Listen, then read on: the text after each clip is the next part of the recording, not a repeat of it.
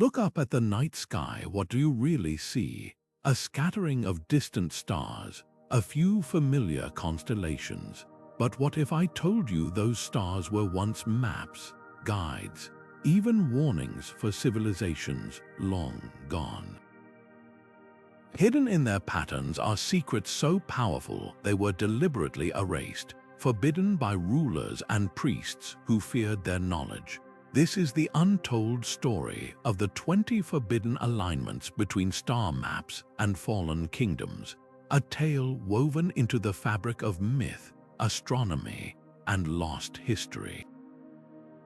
Picture this: ancient engineers constructing temples with such precision that they mirrored the heavens above, aligning sacred sites with stars like Sirius, Orion, and Polaris. These weren't just architectural feats, they were coded messages, celestial blueprints meant to connect earthly power with cosmic forces. Yet, when these empires crumbled, their star maps were destroyed, buried, or rewritten. Why? Because those who came after understood something. We're only beginning to grasp that the stars don't just shine, they speak. They hold the rise and fall of civilizations in their light, and the alignments they once guided were deemed too dangerous to preserve. From the Pyramids of Giza matching Orion's belt to the Mayan calendar syncing with the Pleiades, these forbidden connections blur the line between myth and reality. Were they divine instructions, warnings of impending collapse, or something even more extraordinary, a forgotten dialogue between humanity and the cosmos? Tonight, we'll journey through 20 of these lost alignments, uncovering why they were suppressed and what they reveal about the empires that dared to build by the stars. By the time we're done, you won't just gaze at the night sky, you'll decipher it. The question is, are you ready to see what the stars have been hiding? Ancient texts from cultures separated by oceans and centuries all point to one startling connection: the lost city of Atlantis may have been built in perfect alignment with the star Sirius. The Greek philosopher Plato first wrote of Atlantis, describing an advanced civilization that vanished beneath the waves in a single day and night. But what if that wasn't just a legend? What if Atlantis's downfall was written in the stars? Temples and monuments across the ancient world, from Egypt to Mali, hint at a shared obsession with Sirius, the brightest star in our night sky. The Egyptian calendar revolved around its rising, marking the flooding of the Nile. The Dogon tribe of West Africa, untouched by modern astronomy, knew intricate details about Sirius's invisible companion star centuries before telescopes could confirm it. Both cultures claimed this knowledge came from visitors, beings from Sirius itself. Now consider this: Plato placed Atlantis beyond the Pillars of Hercules, near the Azores, where underwater ruins with strange geometric patterns have been found.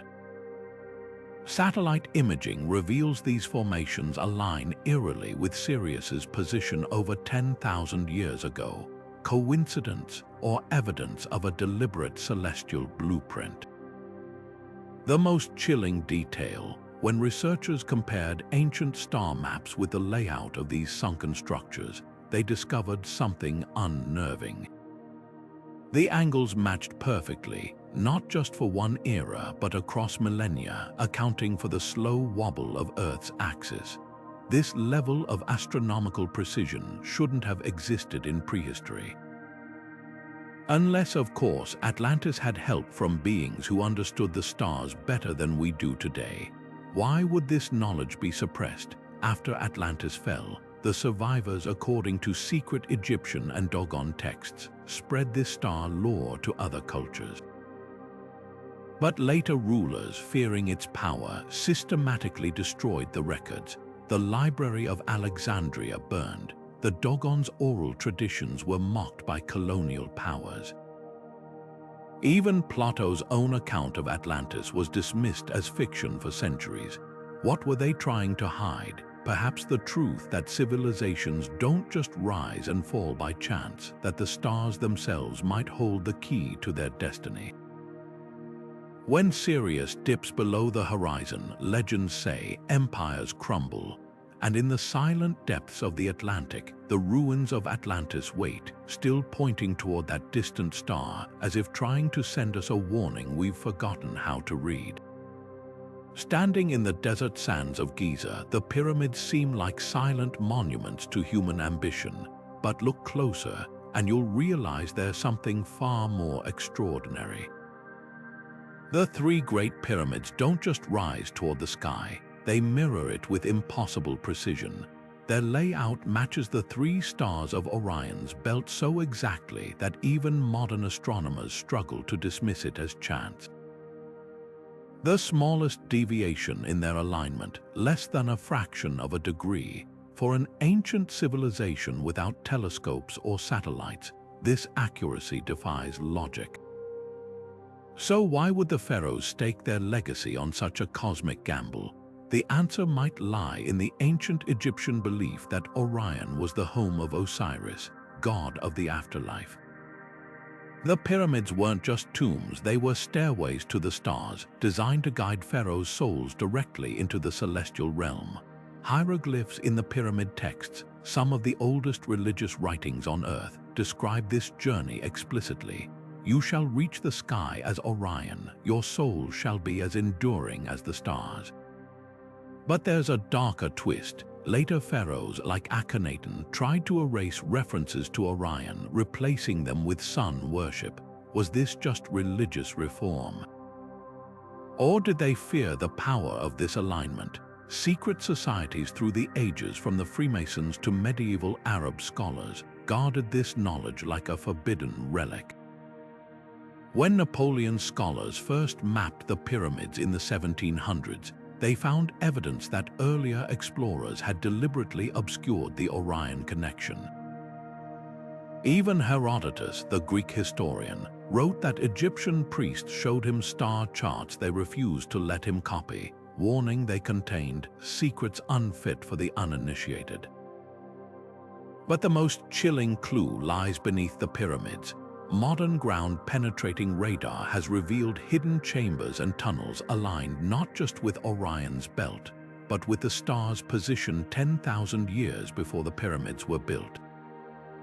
This suggests the site was sacred long before the pharaohs, its purpose encoded in a celestial language we've only begun to decode. Were the pyramids built to reactivate an ancient star gate? Or were they a warning, a monumental reminder that civilizations like stars burn bright but never forever?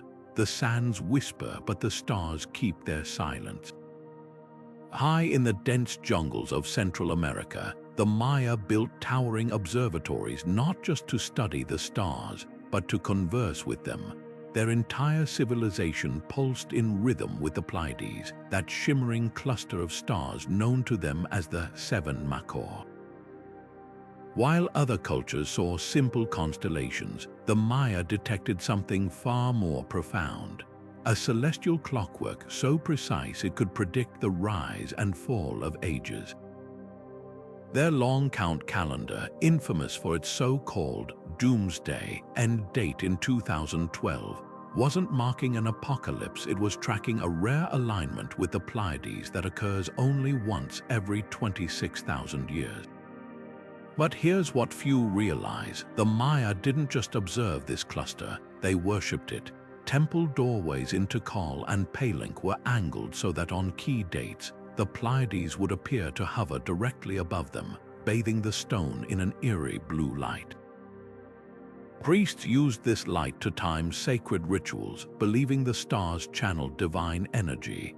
Yet when Spanish conquistadors arrived, they methodically burned Mayan codices, calling their star lore the devil's arithmetic. Only 4 original astronomical texts survived the flames, and in them, scholars found something unsettling. The Dresden Codex, one of these surviving books, contains precise tables predicting Pleiades eclipses centuries in advance. a feat requiring knowledge of celestial mechanics that rivals modern astronomy. The most chilling revelation, the calendar's infamous end date, December 21st, 2012, wasn't arbitrary. On that day, the sun converged with the Pleiades near the Milky Way's dark rift, an event the Maya called the cosmic rebirth point. Their prophecies suggested this alignment would trigger a shift in consciousness, not destruction. But why was this knowledge suppressed? Because the Spanish feared its power. Indigenous elders today whisper that the conquerors didn't just burn books, they shattered observatory lenses, defaced star charts, and executed astronomers to sever humanity's tether to the stars. Hidden in the ruins of Capon, archaeologists recently uncovered a star map carved into a staircase, its Pleiades markings matching the exact position of the cluster in the year 738. This wasn't just art, it was a warning, a message across time. The Maya understood that civilizations don't truly collapse, they transform, realigning with the stars like cogs in a cosmic machine.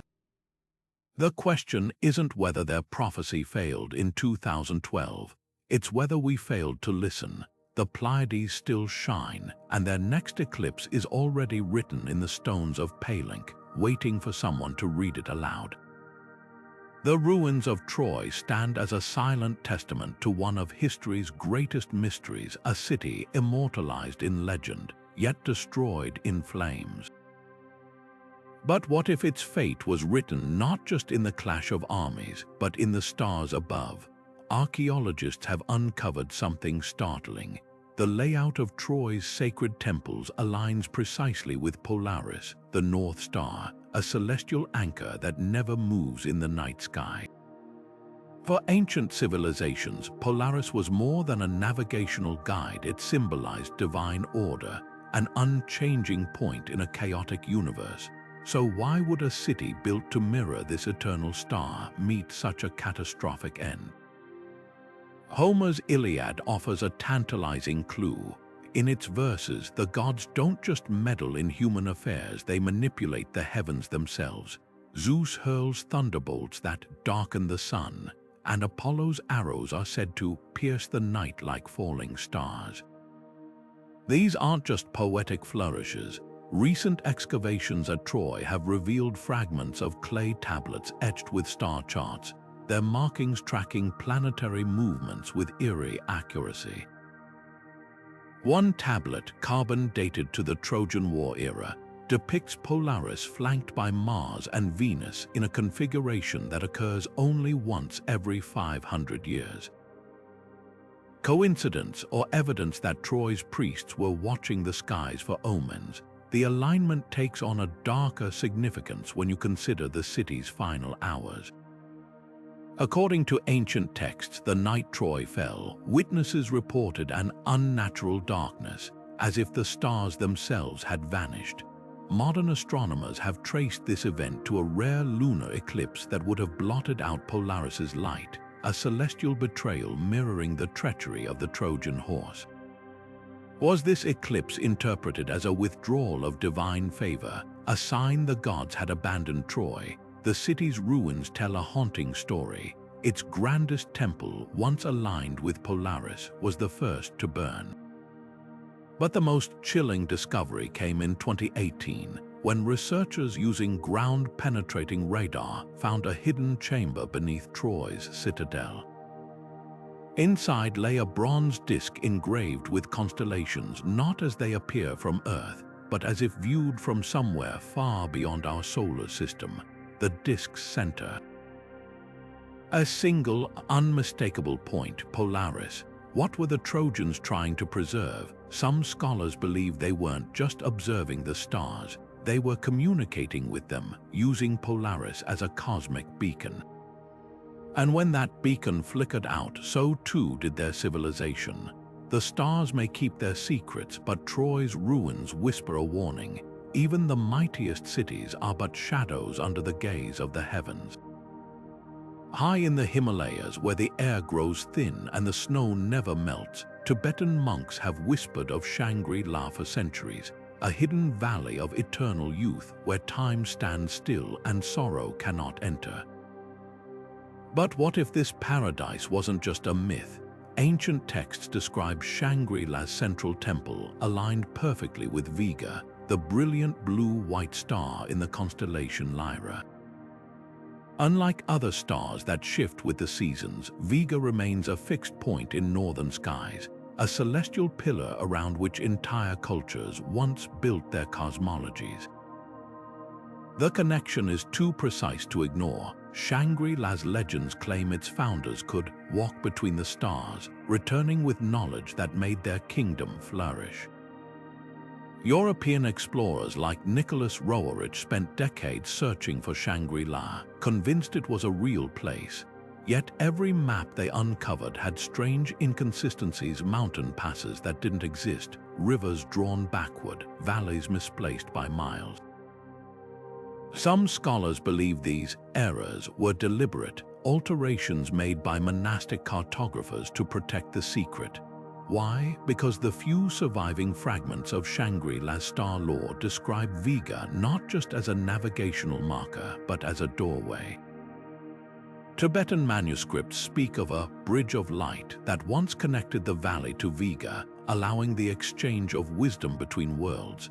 The most compelling evidence lies in the architecture of remote Himalayan monasteries.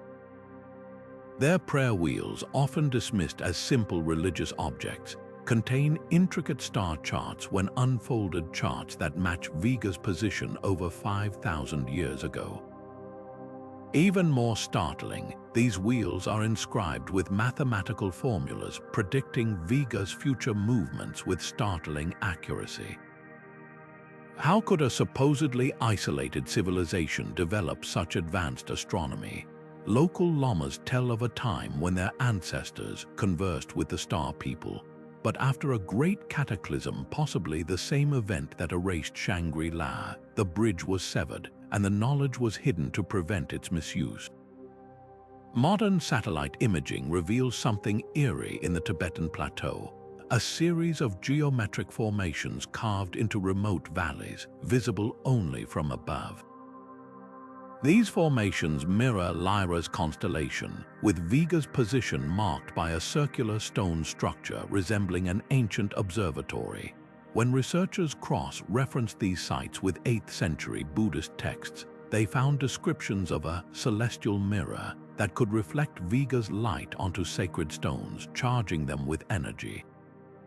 The texts warn that this mirror was broken and its pieces scattered, lest its power fall into the wrong hands. Was Shangri-La a physical place, its ruins still hidden beneath ice and prayer flags? Or was it always a metaphor, a reminder that humanity once shared a bond with the cosmos, now forgotten? Vega still shines as it did millennia ago, its blue light unchanged. But the bridge is silent, and the valley's location remains a secret kept by monks who turn their prayer wheels, counting the stars like beads on a rosary, waiting for the day the heavens speak again. The night sky over ancient Babylon wasn't just a tapestry of stars, it was a battlefield of cosmic forces, and at its center coiled Draco, the dragon constellation. Babylon's ziggurats, those towering stairways to the gods, weren't randomly placed. They were meticulously aligned to frame Draco's serpentine shape, a celestial mirror of their chief deity, Marduk, who slayed the chaos dragon Tiamat in their creation myth. This wasn't mere symbolism, it was a declaration of power etched into the heavens. The ziggurat of Etemenanke, inspiration for the biblical Tower of Babel, stood as the axis of this alignment, its 7 tiers representing the 7 stars of Draco's head.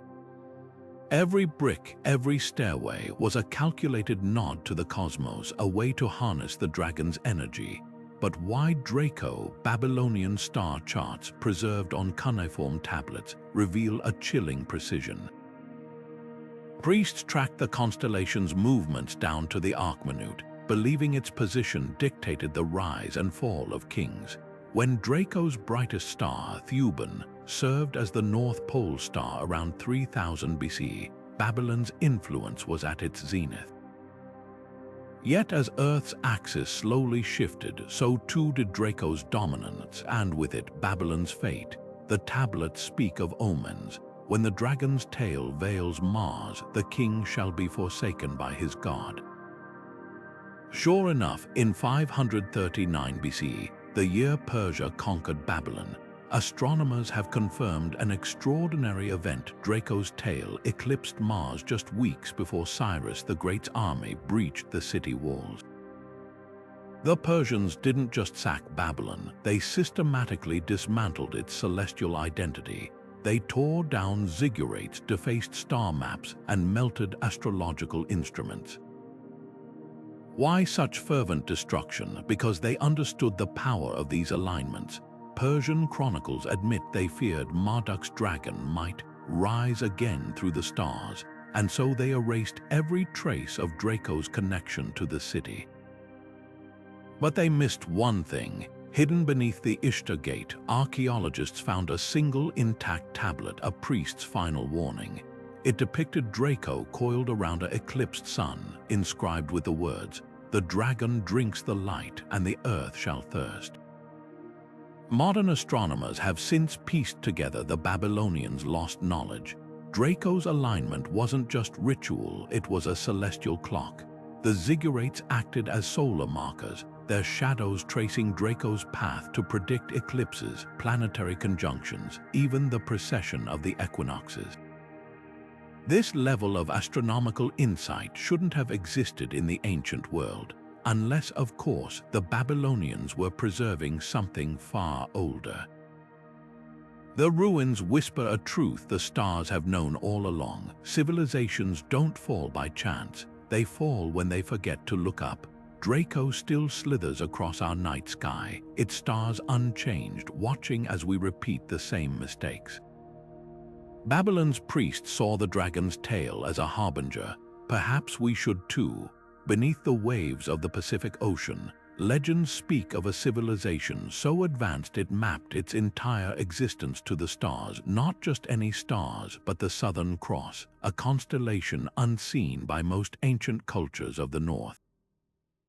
This was Mu, the forgotten continent said to have vanished beneath the sea in a single cataclysmic night. But what makes this alignment so extraordinary isn't just its precision. It's the fact that Mu's star maps were deliberately erased from history, their secrets surviving only in the chants of Polynesian navigators and the cryptic petroglyphs of Easter Island. The Southern Cross, or crux, isn't just a navigational tool, it's a celestial anchor. Unlike other constellations that shift with the seasons, Crux's 4 bright stars rotate around the southern celestial pole, acting as a fixed compass for those who know how to read them. Mu's priests allegedly used this constellation to align their temples, roads, and even energy grids, creating a society synchronized with the cosmos. When British explorer James Churchward first documented oral traditions of Mu in the late 19th century, he was stunned by the consistency of the stories. Island after island described a land where buildings hummed with the light of the stars, and where the Southern Cross was carved into every doorway as a sacred sigil. But why would such knowledge be suppressed? The answer lies in the fragments left behind. Polynesian navigators who still use the Southern Cross to traverse thousands of miles of open ocean guard star charts said to be copies of Mu's original maps. These charts don't just mark stars, they depict ley lines, underwater tunnels, and even stargates where the energy of Crux was believed to converge. When European missionaries arrived in the Pacific, they burned these charts as pagan sorcery, unaware they were destroying the last remnants of a global alignment system. The most tantalizing clue comes from Nan Madol, a ruined city off the coast of Pohnpei, built from basalt logs weighing up to 50 tons each. Local legends say it was constructed by survivors of Mu, and its layout mirrors the Southern Cross with eerie accuracy. Even more perplexing, the city's magnetic fields are distorted in patterns that match Crux's star positions from 12,000 years ago, a time when Mu was said to flourish. Modern divers have reported strange phenomena near these ruins, compasses spinning wildly, devices failing, and an unnatural silence as if the water itself remembers what was lost. The final piece of the puzzle lies in Rapa Nui, where the Moai statues gaze not toward the ocean, as often assumed, but toward specific points on the horizon where the Southern Cross would have risen and set during Mu's era. Their top knots, once thought to be decorative, are now believed to represent star markers, a silent warning encoded in stone. When the last Rapa Nui elder who could read these alignments died in the 1930s, he whispered that the statues weren't just monuments. They were tombstones for a world that dared to build by the stars and paid the price. Today, satellite scans of the Pacific floor reveal geometric patterns too precise to be natural: grids, spirals, and what might be the foundations of temples, all aligning with Crux's ancient position. But the ocean keeps its secrets well. The Southern Cross still hangs over the waves, unchanged, as if waiting for someone to decipher the message Mu left behind. Civilizations don't disappear. They forget to look up. The Hanging Gardens of Babylon weren't just an ancient wonder. They were a celestial timepiece, their terraced greenery whispering secrets written in the light of Betelgeuse, the fiery red giant in Orion's shoulder. While most remember the gardens for their lush beauty, few realize their design held a darker purpose: to mirror the star's erratic pulse, a cosmic heartbeat signaling impermanence. Babylonian astronomers knew Betelgeuse wasn't just another star, it was a dying titan, its flickering brightness a harbinger of change, and they built their masterpiece to reflect its unsettling rhythm. Recent excavations near Babylon's ruins reveal something astonishing. The garden's famed irrigation system, long celebrated for its engineering, wasn't just about water. It was a hydraulic model of Betelgeuse's luminosity cycles. Clay tablets describe how priests tracked the stars dimming and brightening, adjusting the garden's water flow to match. When Betelgeuse burned bright, channels would flood terraces with cascades. When it faded, trickles would mimic its decline. This wasn't horticulture, it was a living allegory of cosmic mortality, a reminder that even empires wither.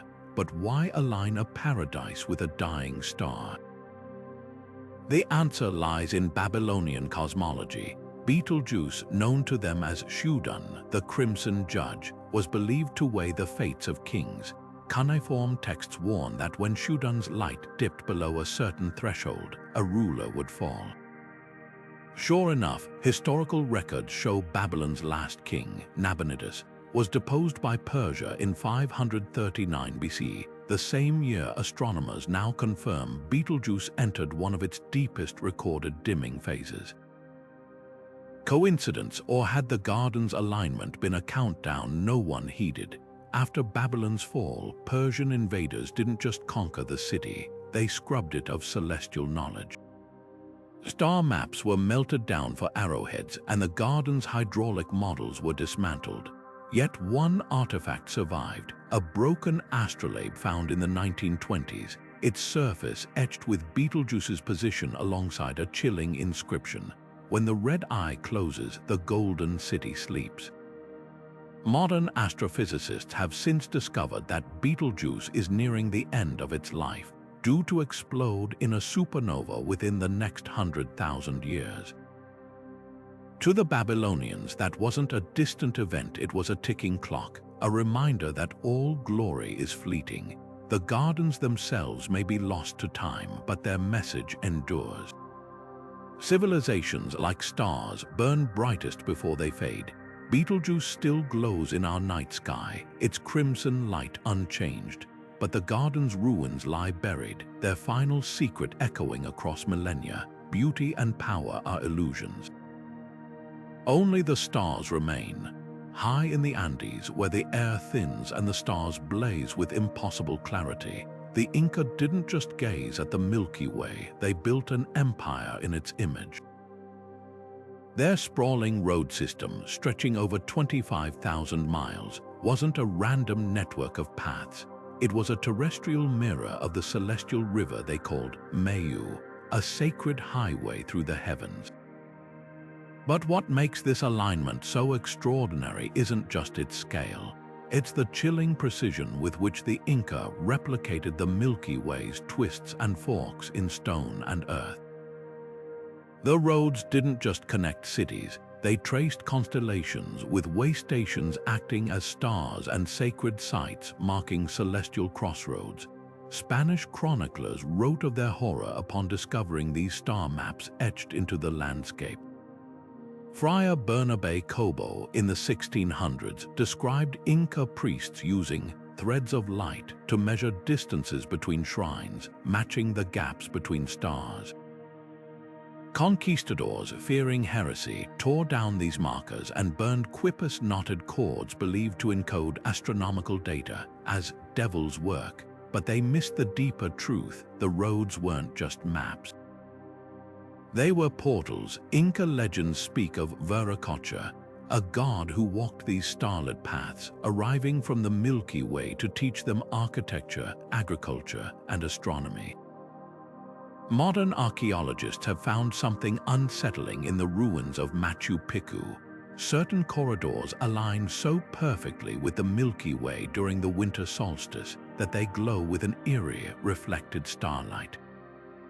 Even more perplexing, the mummies of Inca royalty preserved in the high-altitude cold exhibit genetic anomalies, unusual cranial shapes, and elongated bones that defy conventional explanation.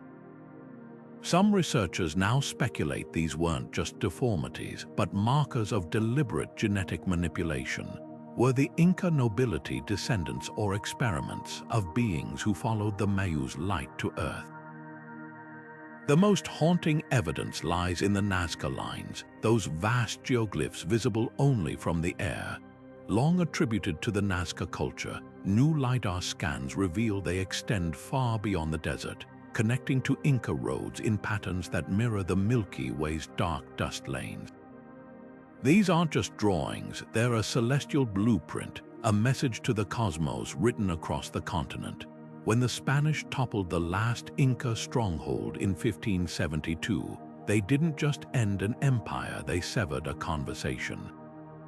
The roads still wind through the mountains, their stones whispering of a time when humanity didn't just worship the stars but walked among them. The Milky Way still flows overhead, unchanged. But the threads that once bound it to Earth lie broken, leaving us to wonder, were the Inca mapping the heavens, or were the heavens mapping them? The Persian Empire didn't just build Persepolis as a capital, they engineered it as a cosmic throne. Its grand halls and towering columns aligned with Aldebaran, the blazing red eye of Taurus. To the Persians, this star wasn't merely a celestial landmark. It was the divine protector of kings, its light believed to infuse rulers with wisdom and unshakable authority. The palace's central axis pointed directly toward Aldebaran's rising point on the spring equinox, a date marking the Persian New Year. On that morning, sunlight would flood the throne room, merging with the star's distant glow in a spectacle designed to awe visitors and reinforce the king's link to the heavens. But this alignment held a darker purpose. It was also a warning system. Ancient Zoroastrian texts describe how Persian astronomers tracked Aldebaran's brightness with obsessive precision. When the star dimmed, a phenomenon now known to occur as it passes through interstellar dust clouds, it was interpreted as a sign of divine displeasure. Cuneiform tablets from Persepolis record a chilling pattern. Every recorded eclipse or dimming of Aldebaran preceded a rebellion, a royal death, or a military defeat. The most infamous instance, in 330 BCE, as Alexander the Great's armies marched toward Persia, Aldebaran vanished behind the moon for nearly an hour, an event Persian astrologers called the Eyes Closing. Days later, Alexander torched Persepolis to the ground, but here's what historians often overlook. eyewitness accounts claim Alexander didn't just burn the city. He ordered his men to destroy the royal observatory first, smashing its bronze star maps and scattering the ashes of astronomical records to the wind. Why such targeted fury? The answer might lie in a forgotten Macedonian legend. Ancient sources say Alexander's tutor, Aristotle, warned him of a Persian prophecy: "He who masters the bull's eye masters the East." Aldebaran's alignment wasn't just ceremonial, it was the keystone of Persian sovereignty. By erasing it, Alexander wasn't merely conquering an empire, he was severing its cosmic lifeline. Modern archaeologists have found evidence supporting this theory. In 2014, scans of Persepolis's ruins revealed grooves in the stone floors that match the positions of Taurus's stars, suggesting the entire complex functioned as a giant astrolabe. Even more telling, fragments of a shattered obsidian mirror were discovered near the throne room, its surface etched with Aldebaran's coordinates. When reconstructed, the mirror's curvature proves it could have focused the star's light into a beam precise enough to ignite ceremonial fires, or perhaps, as some researchers speculate, to send signals across vast distances. The final clue comes from an unlikely source, Alexander's own diaries. In a rarely cited passage, he writes of encountering Persian priests who begged him to spare their star knowledge, claiming it predated their empire by millennia. He refused, but one priest allegedly whispered a curse: "You extinguish the eye, but the bull still sees." Centuries later, astronomers discovered something eerie. Aldebaran isn't just a single star, it's the heart of a sprawling star cluster, the Pleiades, which forms the head of Taurus. The Persians may have known this all along. Their alignment wasn't with one star, but with an entire celestial herd, their myths speaking of the bull's countless eyes. Today, Aldebaran still glows red in our night sky, untouched by empires or time. But the secrets of Persepolis lie buried, its star maps lost to flame. Perhaps the priest's curse held truth, the bull does still see, and somewhere in the ruins, the echoes of a forgotten alignment whisper that stars don't guide kingdoms, they outlive them. Deep in the misty forests of ancient Britain, the Druids didn't just worship nature, they mapped it to the stars, weaving their sacred groves into the celestial tapestry of Cassiopeia.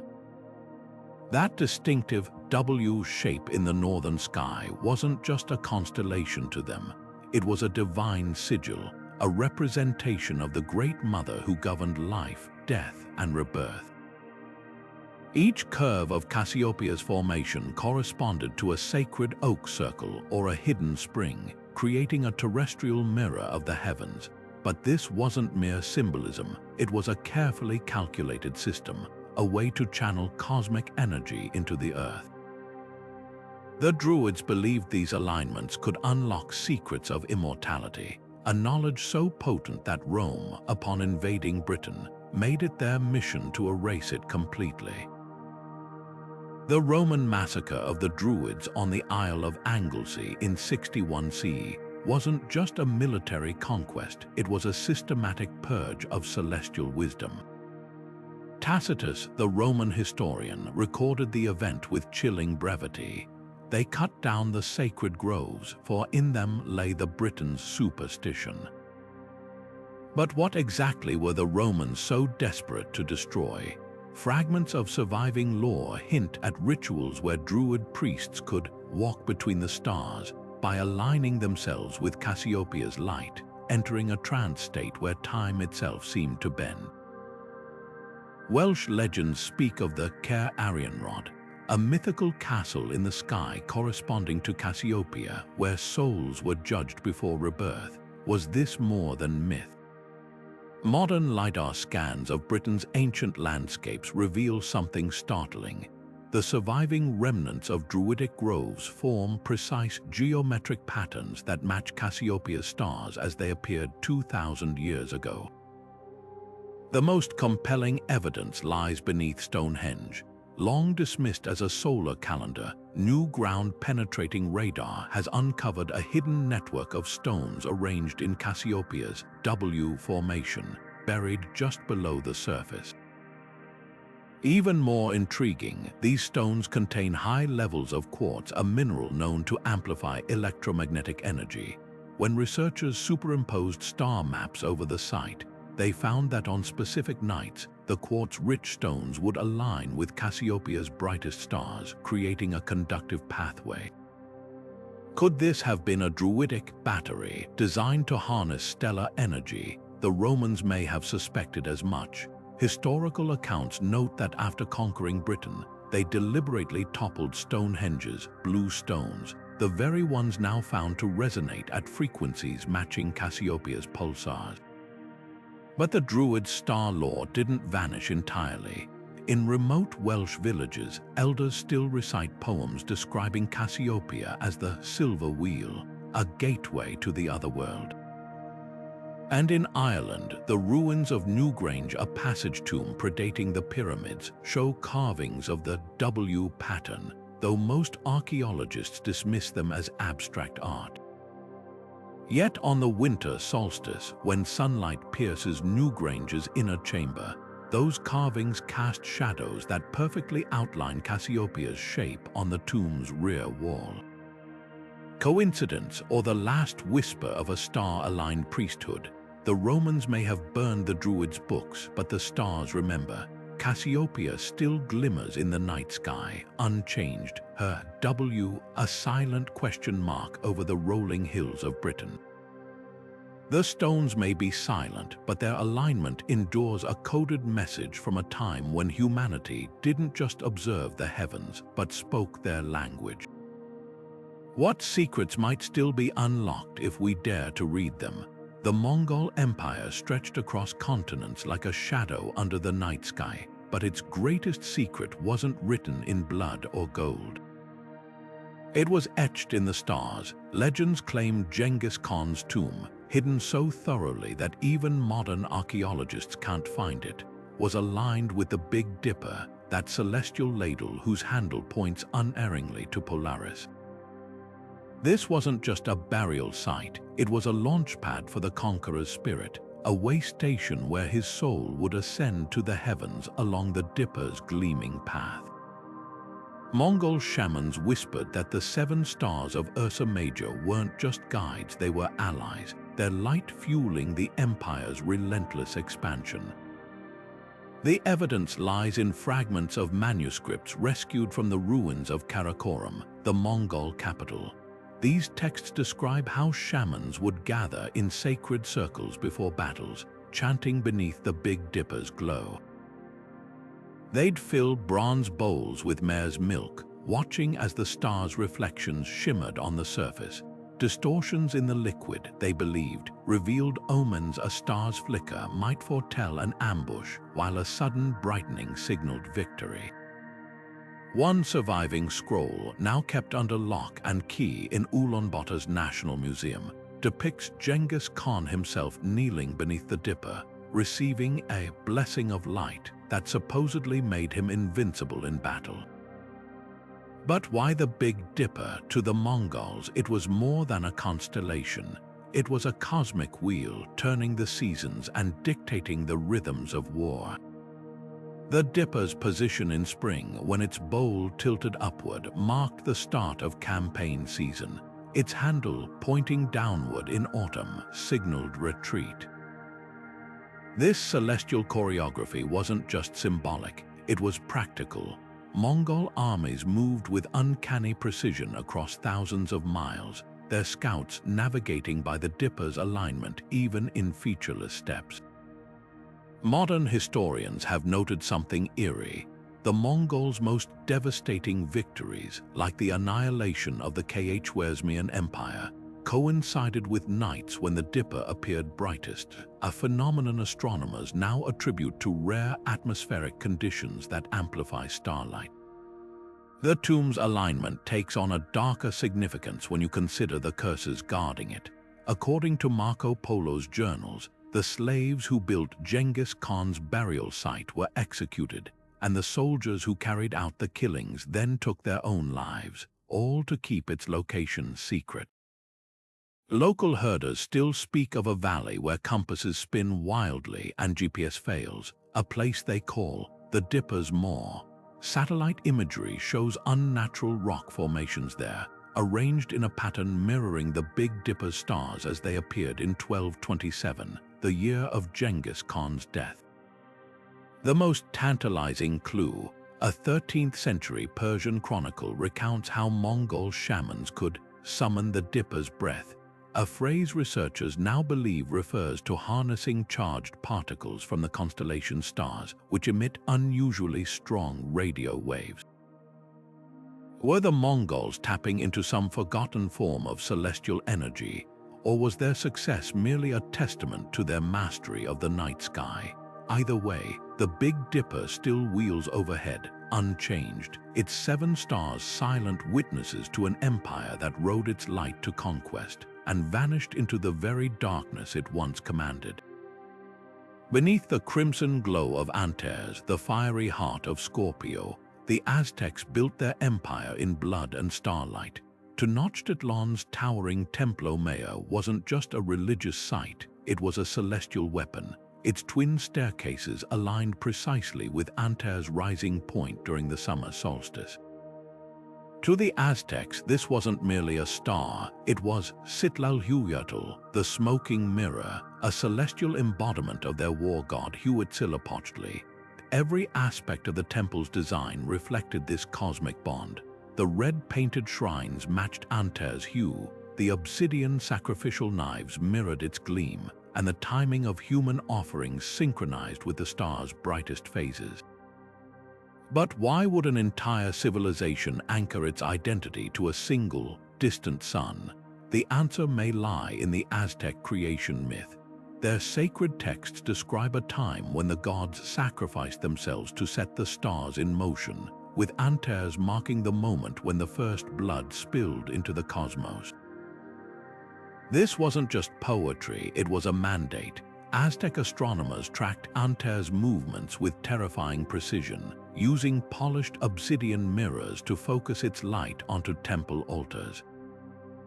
Recent excavations at Templo Mayor uncovered dozens of these mirrors, their surfaces still bearing scorch marks from concentrated starlight. Spanish chroniclers described priests using them to ignite divine fire during sacrifices, a ritual they dismissed as demonic sorcery. But modern astrophysicists have confirmed something extraordinary. When Antares reaches its peak brightness every 23 years, its infrared radiation intensifies enough to, under perfect conditions, ignite flammable materials. Were the Aztecs harnessing this phenomenon to stage their fiery ceremonies? The Spanish conquest wasn't just a military defeat, it was a celestial severing. Missionaries smashed the obsidian mirrors, burned star charts, and dismantled temple alignments, convinced they were eradicating devil worship. What they failed to understand was the deeper truth hidden in the Aztecs' rituals. Antares' alignment wasn't about blind violence, it was about balance. Aztec codices depict the star as a scale, weighing the energy taken through sacrifice against the energy needed to keep the cosmos turning.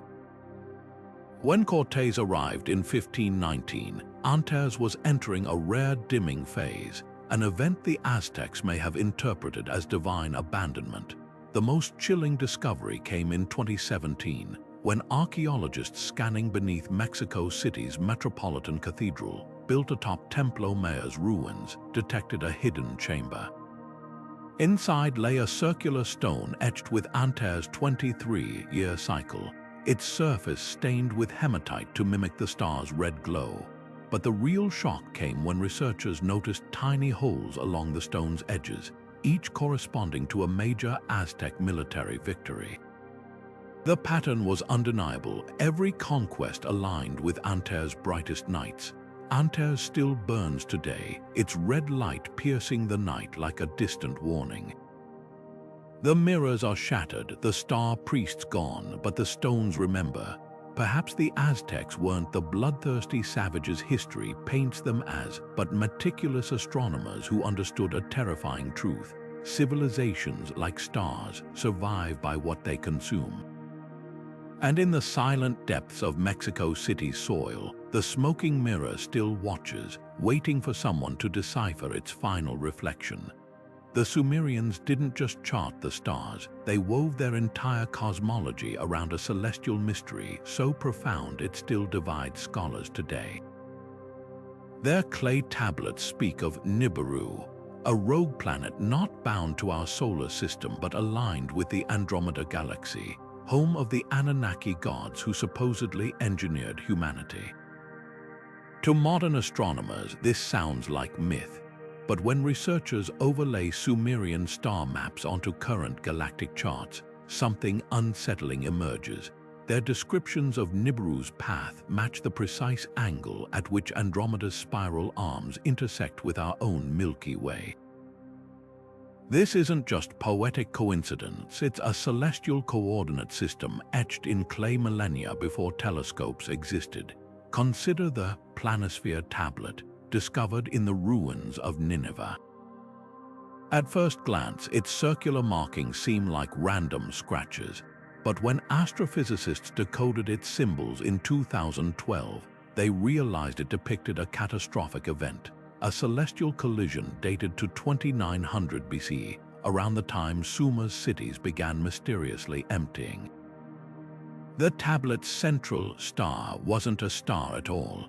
It was Nibiru, drawn as a dark orb trailing a debris field, positioned exactly where Andromeda's gravitational pull would tug a wandering planet into our solar system's periphery. Sumerian texts describe the aftermath in chilling detail. The sky turned black, the rivers ran backward, and the gods withdrew their light.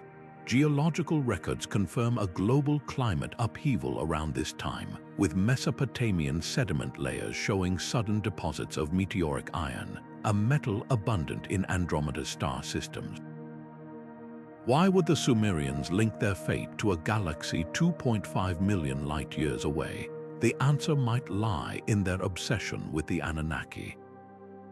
These deities weren't just worshipped, they were meticulously documented as flesh and blood rulers who descended from the heavens. Tablet after tablet describes them as towering figures with elongated skulls and an uncanny understanding of astronomy, mathematics, and genetics. Most intriguingly, their homeworld was never described as a planet in our solar system, but as a dark star orbiting the Great Spiral, a clear reference to Andromeda. Modern SETI researchers have noted something eerie. Radio telescope scans of Andromeda reveal unexplained pulsed signals, matching the rhythmic patterns found in Sumerian hymns to the Anunnaki. The real mystery isn't whether the Sumerians believed this alignment existed, it's why their knowledge was systematically erased. When Babylon conquered Sumer, they preserved its math and law but purged all references to Nibiru's orbit. The few surviving tablets were buried in time capsules beneath ziggurats, their cuneiform warnings hidden beneath layers of mundane trade records. Even the Epic of Gilgamesh, adapted from older Sumerian texts, scrubbed mentions of Andromeda, reducing it to a vague land beyond the waters. Today, less than 10% of recovered Sumerian tablets have been translated. Among the untranslated fragments are star catalogues so advanced they include variables like redshift and galactic parallax, concepts science wouldn't rediscover for another 4,000 years. Perhaps Sumer's fall wasn't just due to war or famine, but a deliberate severing of their cosmic bond. The Anunnaki, they warned, would return when Nibiru's alignment recurred. As our telescopes now confirm, Andromeda is slowly drifting toward the Milky Way for an eventual collision. The Sumerians may have left us more than myths, they might have left a countdown. The Vikings didn't just sail by the stars, they forged their entire worldview around them. And at the center of their celestial navigation stood Polaris, the North Star. Unlike other cultures that saw it as a fixed point for direction, The Norse believed Polaris was the hinge of the cosmos, the nail around which the heavens turned. Their rune stones, often dismissed as mere memorials, tell a different story. Carved with intricate spirals and dotted patterns, these stones weren't just art. They were star maps, plotting Polaris's position alongside cryptic symbols that scholars now believe marked the entrance to Valhalla. To the Vikings, the North Star wasn't just a guide for sailors. It was the gateway to the afterlife, a beacon for fallen warriors to follow into Odin's hall. But here's where it gets even more fascinating. Viking sagas speak of a mysterious tool called the Sunstone, a crystal that could reveal the sun's position even on foggy days or during the endless twilight of northern winters. For centuries, historians dismissed this as myth until archaeologists uncovered a fragment of Iceland spar, a type of calcite crystal, in the wreck of a Viking ship. When tested, the crystal polarized light, filtering it in a way that could pinpoint the sun's location with eerie accuracy, even when it was hidden behind clouds. This wasn't just navigation, it was a form of celestial technology, a way to see beyond the visible sky. Some researchers now speculate these sunstones weren't just for finding the sun. They might have been used to track Polaris during polar twilight, when the star's light refracts strangely in the atmosphere. The Christianization of Scandinavia didn't just replace the old gods, it erased an entire astronomical tradition. Missionaries smashed rune stones, burned ships adorned with star charts, and rewrote sagas to strip them of cosmic references. What survived was heavily sanitized, leaving only fragments of the Vikings' celestial knowledge. One such fragment, hidden in the margins of a medieval manuscript, describes a ritual where navigators would hold their sunstones up to Polaris, whispering incantations to open the path to the unseen. Modern experiments with replica sunstones have shown something startling. When aligned with Polaris under certain conditions, the crystals project a faint, shimmering line of light, a phenomenon the Vikings might have interpreted as the bridge to Valhalla itself. The most tantalizing clue lies in the Oseberg ship burial, where archaeologists found a wooden disc etched with markings that match the precession of Polaris over a 1,000-year cycle. This wasn't just a calendar, it was a long-term star chart tracking the North Star's slow drift across millennia. Why would a seafaring culture need such precise, long-range astronomy? Unless, of course, they were preserving knowledge from an even older tradition, one that understood the stars weren't just guides, but living entities with wills of their own. Today, Polaris still shines as it did for the Vikings, unmoving in the northern sky. But the sunstones are lost, the rune stones silent. The sagas whisper of men who could read the sky's bones, but their secrets died with them. Perhaps the greatest mystery isn't whether the Vikings knew cosmic truths, it's why those truths were so violently forgotten. The North Star remains, but the paths it once illuminated are gone, leaving us to wonder what else was written in the light. The Library of Alexandria wasn't just a repository of books, it was a celestial vault, its halls overflowing with star maps that wove the zodiac into the very fabric of vanished empires. Scholars from across the ancient world flocked to its corridors, not just to study the stars, but to decode a hidden language linking Aries to Atlantis, Scorpio to Sumer, and Leo to a forgotten kingdom beneath the Sahara. These weren't arbitrary connections. The library's master astrologers had compiled records showing how each zodiac sign aligned with the rise and fall of specific civilizations, as if the stars themselves dictated the rhythm of history. But all that knowledge vanished in flames, leaving behind only whispers of what might have been. Who would dare destroy such a treasure? The usual suspect is Julius Caesar, whose troops allegedly set fire to the docks in 48 BC, the blaze spreading to the library.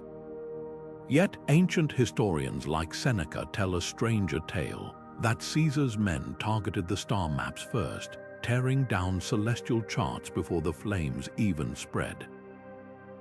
Why? Because buried in those parchments was a pattern too dangerous to preserve. The zodiac's alignments didn't just reflect human events, they predicted them. A surviving fragment from the scholar Hypatia's notes describes a chart correlating Libra's movements with Rome's founding, and another foretelling its collapse when Saturn entered Virgo. If true, the library's maps were less like history books and more like countdown clocks. But there's another, even more unsettling theory. The Gnostic texts smuggled out of Alexandria before its final destruction speak of the zodiac as a prison of stars, a grid imposed on humanity by ancient architects, not gods, but beings from the Pleiades cluster. These entities, the texts claim, encoded their likeness into the constellations, using them as a celestial census to track human evolution. The library's star maps allegedly held the key to breaking this cycle, revealing how civilizations could realign themselves with other, freer constellations. No wonder Emperor Theodosius later ordered the library's remains purged in 391 CE, his priests branding astrology as heresy. What were they so desperate to silence? A clue might lie in the Dendera zodiac, a bas-relief rescued from an Egyptian temple around the time of the library's final destruction. Unlike traditional zodiacs, it depicts Ophiuchus, the serpent-bearer, crushing Scorpio's tail, an alignment that occurs only once every 26,000 years.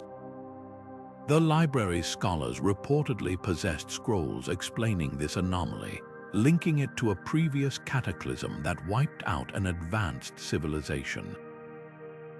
Modern astronomers have since confirmed that the Dendera alignment matches the precession of the equinoxes around 10,000 BCE, the same era Plato dated Atlantis's fall. Coincidence or evidence that the library's lost star maps contained a warning about cycles we're doomed to repeat? The fires of Alexandria didn't just burn parchment. They severed a lifeline to the stars, leaving us to wander the zodiac's labyrinth without a map. The constellations still turn overhead, their patterns unchanged, but the wisdom to read them is ash on the wind. Perhaps the library's final lesson is this: civilizations don't disappear when their cities fall, but when they forget how the heavens wrote their story. The Dogon people of Mali carry a secret in their oral traditions, a celestial truth so precise it defies explanation. For centuries, their priests have spoken of Potolo, an invisible companion star orbiting Sirius, the brightest star in our night sky. What makes this knowledge extraordinary isn't just its accuracy, it's the fact that Sirius B, as modern astronomers call it, is a white dwarf star so faint it wasn't officially discovered until 1862 with advanced telescopes.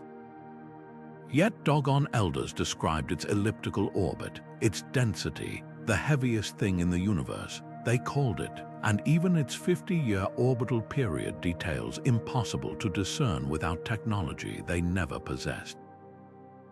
French ethnographers who first documented these claims in the 1930s dismissed them as fantasy until astrophysical calculations confirmed every detail.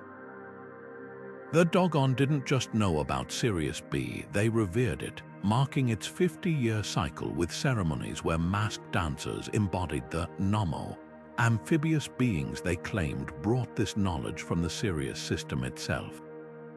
Cave paintings in the Bandiagara escarpment, dating back over 700 years, depict these star visitors as fish-tailed figures descending in a spiral motion, a striking parallel to modern descriptions of celestial objects entering a planet's atmosphere. Colonial authorities reacted with brutal suppression.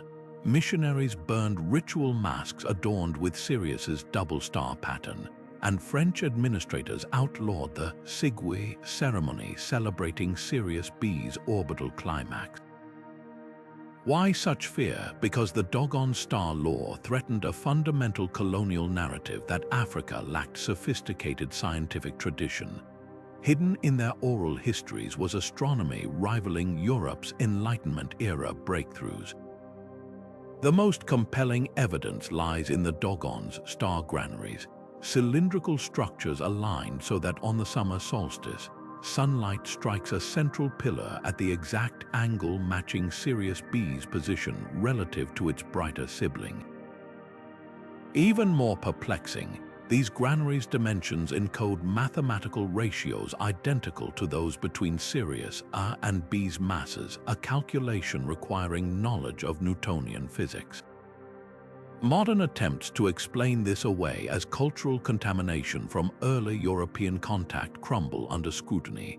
Dogon astronomical terms predate colonialism by centuries, and their Sirius myths share eerie parallels with Babylonian and ancient Egyptian texts, societies they never encountered. Perhaps the truth lies in the Nomo's warning preserved in a secret chant. The star's eye sees all, but only the worthy remember. Today, as telescopes confirm yet another Dogon claim, a possible third star in the Sirius system, we're left staring at the night sky with humbled eyes. The Dogon's forbidden knowledge wasn't just about stars, it was a mirror held up to history, reflecting how much we've lost in our arrogance. Sirius still blazes, its companion unseen but ever present, just like the truths buried beneath the sands of Mali. The Knights Templar didn't just build churches, they encoded the heavens into their very foundations, and at the heart of their celestial blueprint lay Ophiuchus, the serpent-bearer, the so-called 13th zodiac constellation erased from official church doctrine. While medieval Europe bowed to the 12-sign zodiac, Templar chapels from Portugal to Jerusalem were aligned with this forbidden star pattern, their altars positioned to catch the first light of Ophiuchus' brightest star, Res El Hague, on the summer solstice. This wasn't just architectural rebellion, it was a silent declaration that the Templars answered to a higher, older authority than the Vatican. Why Ophiuchus?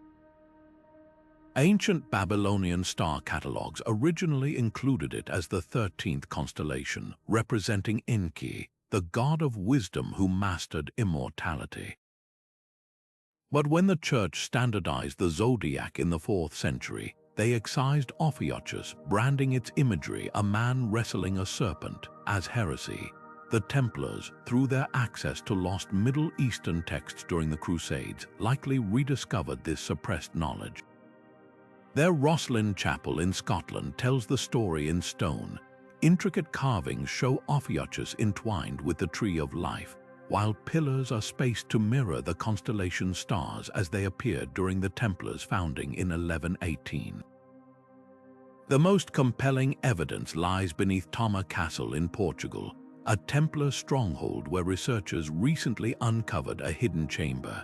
Its walls are painted with a star map showing Ophiuchus at the center, surrounded by 12 smaller constellations, a direct challenge to church orthodoxy. Even more telling, the map includes lines connecting Ophiuchus to specific dates, including October 13, 1307, the day King Philip Roman IV of France ordered the Templars' mass arrest. Was this a warning system or proof they could predict their own downfall through celestial alignments? Legends of the Templars' lost treasure take on new meaning when you consider their star charts might not lead to gold, but to something far more valuable: knowledge. The mysterious Portolano maps, often dismissed as crude medieval navigation tools, contain precise astronomical markings that match Ophiuchus' position during key historical events. One such map, found hidden in a Templar commander's tomb, depicts the constellation hovering over Rennes-le-Château, the French village linked to the Holy Grail. Modern astronomers have confirmed that on the summer solstice of 1349, Ophiuchus would have appeared directly over the village church at midnight, the exact date scrawled in the margin of the map. The church's suppression of Ophiuchus wasn't just theological, it was strategic. medieval manuscripts confiscated from Templar libraries describe the constellation as a gateway, its stars forming a keyhole shape that aligned with certain earthly locations during celestial events. Sound familiar? It's the same geometric pattern later associated with ley lines, those alleged channels of Earth energy. Were the Templars using Ophiuchus to map something beyond physical treasure, perhaps portals, energy vortices, or even the coordinates of other hidden repositories of ancient wisdom? The final clue comes from the Templars' mysterious idol, Baphomet, described during their trials as a head with a serpent coiled about it. The description matches Ophiuchus' symbolism perfectly. Recent infrared scans of Templar artifacts reveal previously invisible inscriptions, star coordinates corresponding to Ophiuchus' position during the winter solstice of 1291, the year their order began secretly transferring wealth out of Europe. The stars, it seems, were their true compass. Ophiuchus still drifts through our night sky, ignored by horoscopes but unforgettable to those who know its history. The Templars' legacy isn't just in gold or relics, it's in the silent stones of their chapels, still aligned to a constellation the world tried to erase. Perhaps their greatest treasure wasn't hidden in the earth, but written in the stars, waiting for someone to decipher its light. Deep in the vaults of Nazi Germany's occult programs, a symbol flickered in the dim light, a black sun with 12 jagged rays, its center hollow like a cosmic void.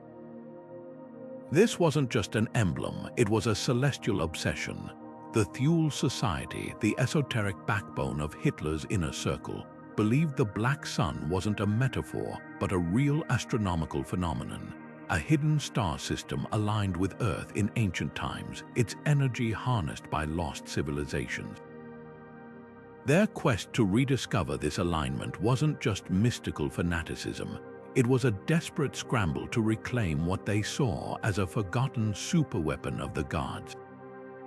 Declassified files from Operation Paperclip, the post-war program that smuggled Nazi scientists to America, contained chilling references to sonocraft sun power experiments.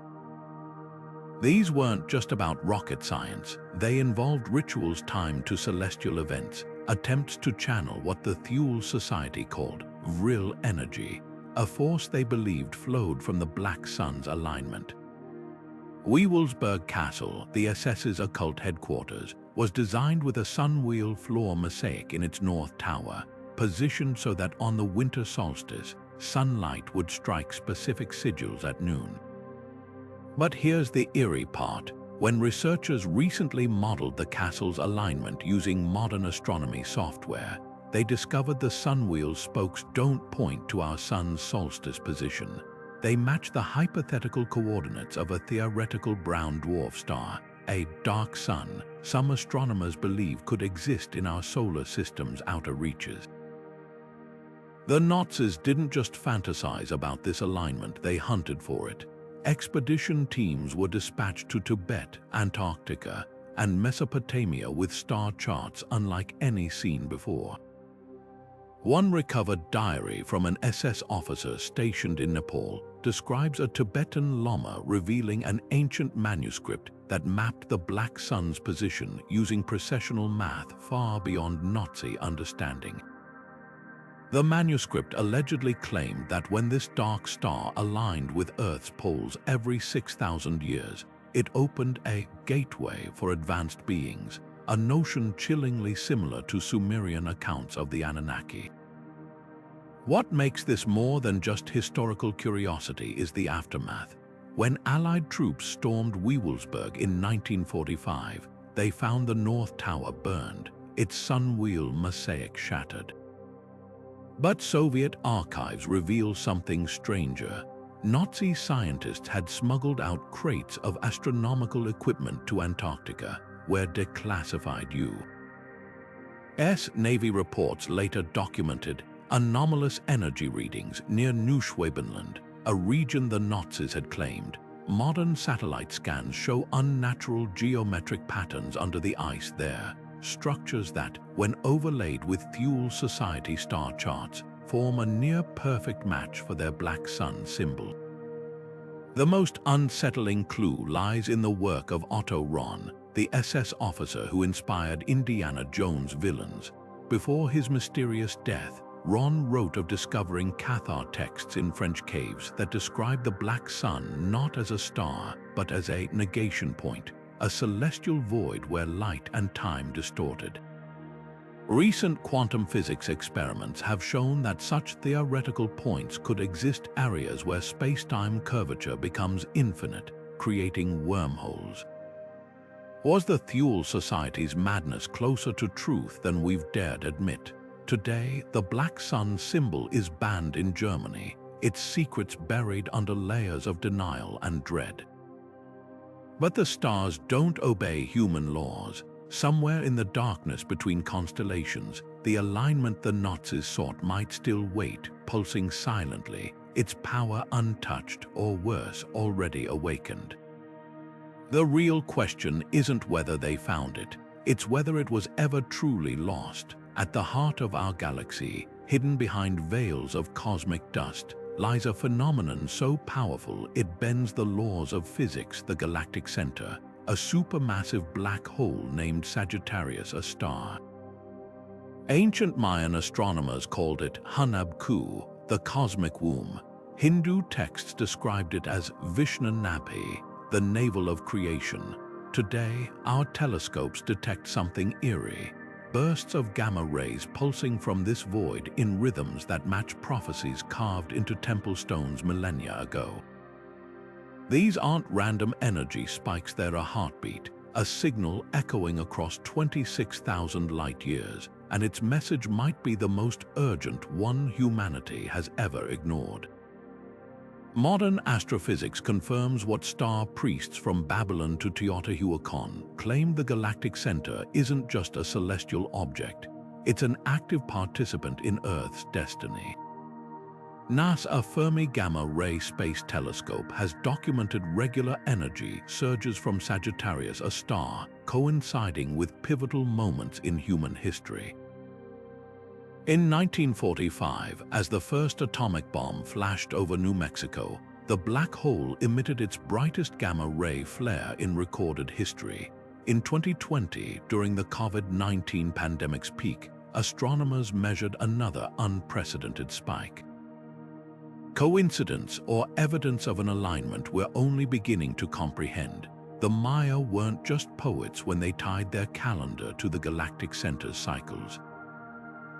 Their Dresden Codex contains calculations so precise they predict gamma-ray fluctuations within a 5% margin of modern measurements. Even more unsettling, their Dark Rift prophecies the band of dust obscuring the galactic center, warned of periods when humanity would forget its place in the cosmos. Sound familiar? Today, as we drown in digital noise and climate crises, the Milky Way's core keeps transmitting its ancient warning in a language of light we've only just relearned to read. But here's what the star maps of the past understood that we've neglected.